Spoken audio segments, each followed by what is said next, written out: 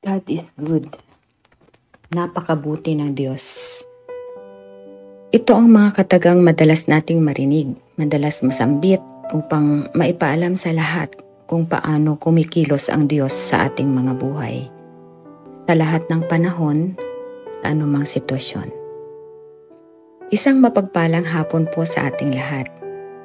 Ang ating pagninilay-nilayan ngayon ay magmumula sa sulat ni Santiago, Kabanatang 1, mga talatang 17 hanggang 18. Ganito po ang sinasabi. Bawat kaloob na mabuti at ganap ay buhat sa langit, mula sa Ama na lumikha ng mga tanglaw sa langit. Hindi siya nagbabago, hindi niya tayo iniiwan o binabayaan man sa dilim. Niloob niyang tayo'y maging mga anak niya sa pamamagitan ng salita ng katotohanan upang matangi tayo at maging higit sa lahat ng kanyang mga nilalang. Tayo manalangin. Mahal naming Diyos, kami ay lumalapit sa iyo na may pusong puno ng pasasalamat at pagpapakumbaba. Sa oras na ito, hinihiling namin ang iyong gabay at kaliwanagan upang maunawaan ang mas malalim na mensahe ng iyong salita.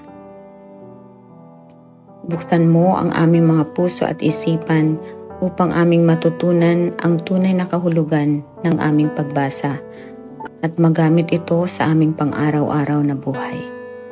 Naway magdulot ito ng kapayapaan, lakas at mas malalim na relasyon sa iyo. Sa pangalan ni Jesus, Amen.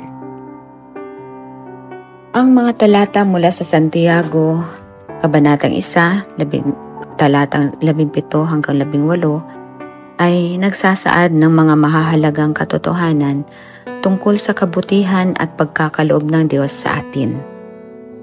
Ang Diyos ay laging nagbibigay ng mabuti at perpektong mga regalo at hindi siya nagbabago o nagiging sanhi ng pag-aalinlangan.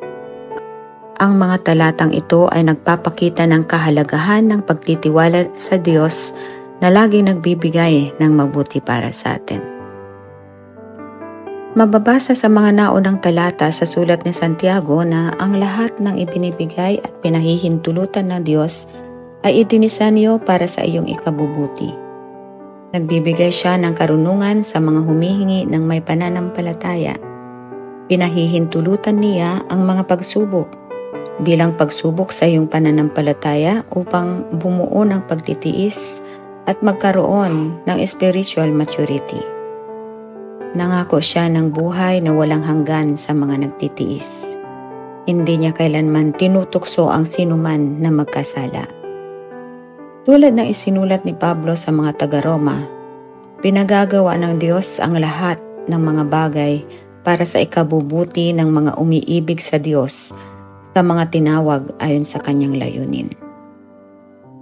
Sa ating pagbasa ngayon ay makikita natin na ang Diyos ang pinagmumulan at tagapaglaan ng lahat ng mabuti at ito ay ibinigay upang akayin ka sa Kanya.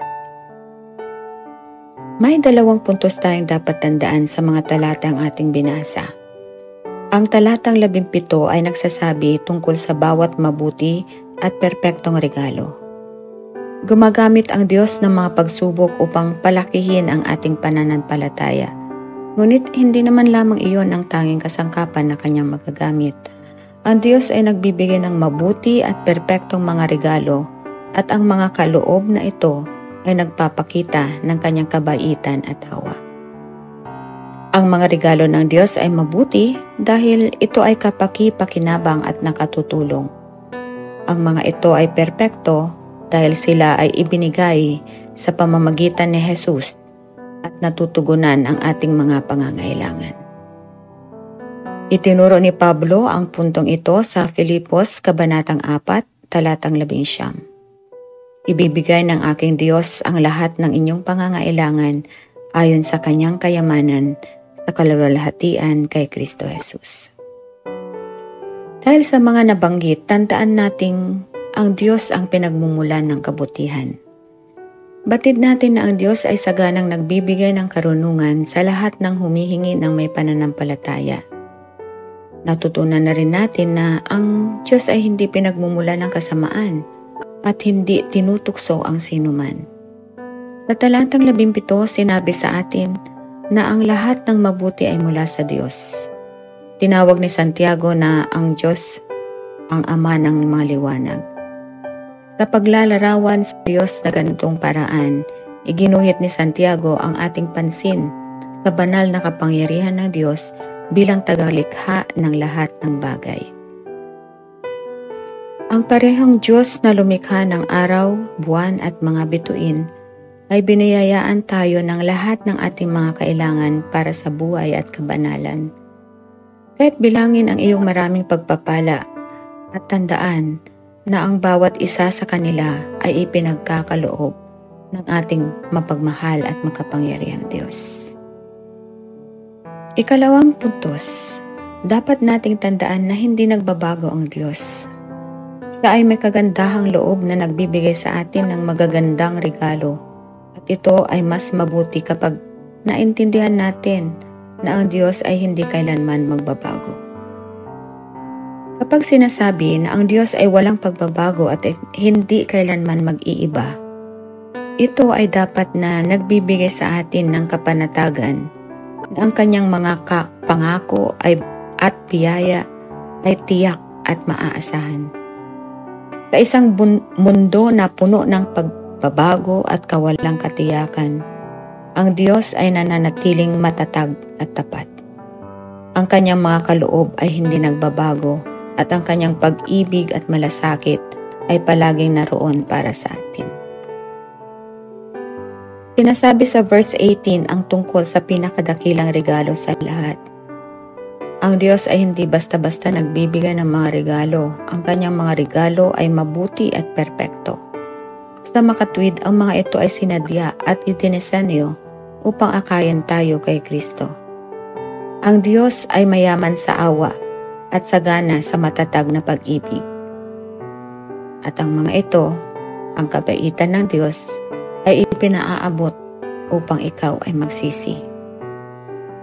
Ang huling bahagi ng talata ay nagsasabi na tayo ay ipinanganak sa pamamagitan ng salita ng katotohanan na nagpapahiwatig na tayo ay tinawag ng Diyos sa isang bagong buhay na puno ng pag-asa at katuwang sa Kanya. Bilang mga unang bunga, tayo ay itinuturing na mahalaga sa Kanyang plano at layunin. Ang mga talatang ating pinag-aralan ay nagsisilbing paalala na sa kabila ng ating mga kahinaan at pagkukulang, ang Diyos ay laging nagbibigay sa atin ng mabuti. Ang kanyang mga biyaya ay hindi nasusukat ng ating mga gawa, kundi ng kanyang hindi nagbabagong pag-ibig. Ang Diyos ay mabuti at siya ay mabuti sa lahat ng oras.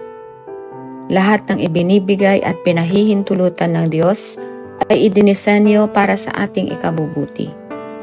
Ang pagkaalam nito ay tumutulong sa atin na bilangin ang lahat ng kagalakan kapag nahaharap tayo sa iba't ibang pagsubok. Ang pagkaalam nito ay nakakatulong sa atin na iwasang isipin na ang Diyos ay hindi patas sa atin kapag tayo ay nahaharap sa mahihirap na panahon. Tayo'y manalangin. Aming Amang Diyos, mapagmahal at mapag-aruga. Kami po ay nagpapakumbaba at nagpapasalamat sa mga biyaya na iyong ipinagkakaloob sa amin. Salamat sa mga biyayang walang kapantay na iyong ibinibigay at sa iyong hindi nagbabagong pagmamahal sa amin. Turuan mo kaming pahalagahan ang iyong mga kaloob at gamitin ang mga ito sa ikalulwalhati ng iyong pangalan. Bigyan mo kami ng lakas at tapang na maging tapat na tagatanggap ng iyong mga biyaya at sana'y maging inspirasyon kami sa iba upang makilala kanila. Sa bawat araw, ipaalala mo sa amin na ang bawat mabuting bagay ay mula sa iyo. Ipinagkakatiwala namin ang aming mga buhay sa iyo at umaasa kaming patuloy mo kaming gagabayan sa aming bawat hakbang. Sa pangalan ni Jesus. Amen.